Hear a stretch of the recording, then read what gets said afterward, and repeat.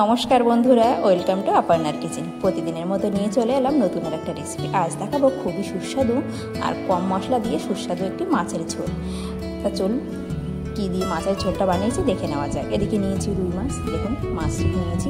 আজকে এক পিস মাছ দিয়ে মাছের ঝোল দেখাবো। মানে আজ আমার শরীরটা একদমই ভালো না, তো কম মশলা দিয়ে মাছের ঝোলের রেসিপি, আর বাদ বাকি মাছের ঝাল করবো। তো মাছের ঝাল আর দেখাবো না, মাছের ঝোল দেখাবো। এদিকে কথা বলতে বলতে মাছ ভাজা হয়ে গেছে। এদিকে এখানে নিয়েছি দেখুন আলু, কাঁচকলা আর পটল। তো দেখুন এগুলো নিয়ে নেবো, দিয়ে দেবো কড়াইয়ের মধ্যে, দিয়ে দেবো, দিয়ে হালকা নেড়েছে, দুটো কাঁচা লঙ্কা দিয়েছি, একটু নুন হলুদ দিয়ে দেবো, দিয়ে হালকা নাড়াচাড়া করে একটু ভাজা করে নেবো।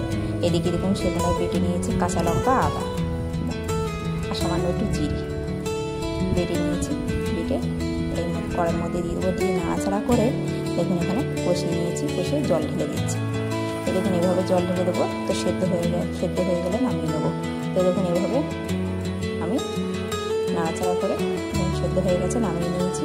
ওই কড়াইয়ে দেবো সামান্য একটু তেল, দিয়ে মাছের ঝোলটা আমি একটু জিরে দিয়ে ঢেলে দেবো, দিয়ে এখানে এক পিস মাছ দিচ্ছি, দিয়ে এরকম ফুটিয়ে নামিয়ে নেবো। তো রেডি হয়ে গেছে সিপির সুস্বাদু মাছের ঝোল। এভাবে একবার বানিয়ে দেখবেন, দারুণ লাগে খেতে। তো দেখুন এভাবে আঝালা ঝোল বানিয়ে নিয়েছি। আঝালা বলতে কিন্তু খেতে খুবই সুস্বাদু হয়েছিল। তো রেডি হয়ে গেছে। এদিকে দেখুন গুঁড়ি কচু শাপলা চিংড়ি মাছ রান্না করছি। তো রেডি হয়ে গেছে। এই রেসিপি আমার চ্যানেলে আছে, আপনারা গিয়ে দেখে নিতে পারেন। তার সাথে নিয়েছি একটু চাটনি, নিয়ে দুপুরের খাওয়াটা খেয়ে নিলাম, দারুণ হয়েছিল। তো দেখুন এভাবে আজকে খেয়ে নিই। এখন কিন্তু শাপলার সময়, একটু শাপলা না হলে কিন্তু হয় না। এই সময়টা তো খাওয়া হবে, তারপর দুর্গাপুজো চলে গেলে আর শাপলা খাওয়া হবে না। দেখুন খেয়ে নিলাম। এবার নিয়ে নেবো মাছটা খেতে সত্যি দারুণ হয়েছিল। এইভাবে কলা, আলু, পটল দিয়ে, মানে ঘরে এই সবজিগুলো ছিল তাই দিয়ে মাছের ঝোল করে নিয়েছিলাম। তো রেসিপিটা ভালো লাগলে একটা লাইক আর কমেন্ট করবেন, করে কিন্তু জানাবেন কেমন হয়েছে। তো আজকের মতন এইটুকুনি, দেখা হবে নেক্সট ভিডিওতে। দেখুন মাছটা ভেঙে খেয়ে নিয়েছি। খেয়ে এবার লাস্ট পাতে নিয়ে নেবো একটু চাটনি।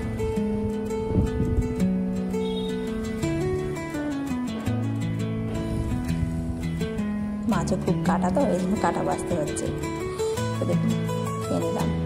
মাছ দিয়ে এরকম ভাত মেখে কিন্তু খেতে খুবই ভালো লাগে, আর শেষ পাতে একটু চাটনি না হলে হয় না। তো আজকের মতন এইটুকুনি, টাটা, দেখা হবে আবার নেক্সট ভিডিওতে।